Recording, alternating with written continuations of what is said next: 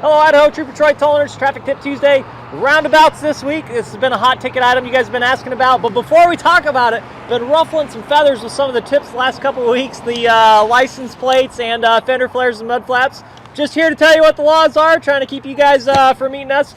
We're not out looking for mud flaps in force. We're not out here doing an emphasis on getting people with mud flaps and license plates. But it is a violation. It is something you can be stopped for. But anyways, moving on to roundabouts. Again, hot ticket item.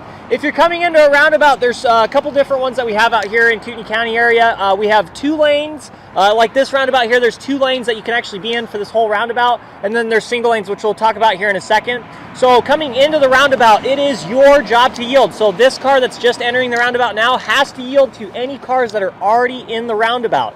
If you're in the roundabout itself and you're going to move out of the roundabout, such as this car here, you should be using a right turn signal to let the people know from this direction over here to my left that you're exiting and now you can enter that roundabout. Again, the person who's in the roundabout has the right of way. So if you enter that roundabout and cause a collision, you're the one that's probably at fault there. So yield the right of way to cars that are in the circle of trust, as we call it. And then if you're entering that, if there's nobody coming, then go ahead and proceed through. With these double lanes here, as you can see on the picture here we're about to show you, if you're in the left lane coming into this intersection or this roundabout, the left lane can go to the through lane all the way through back onto, this is Prairie Avenue by the way, coming into from Prairie. You can go through to Prairie or you can go south onto Spokane Street, but you cannot turn right onto Spokane Street from this left lane. If you're in that right lane, again the picture we're about to show you, you can go through the intersection to Prairie, but you can't continue to Spokane Street south. You can only turn right onto Spokane Street here or continue on through to Prairie. So I know that's a little confusing. The roundabouts are something that's more and more frequent here. They're definitely a game changer and they are a lifesaver.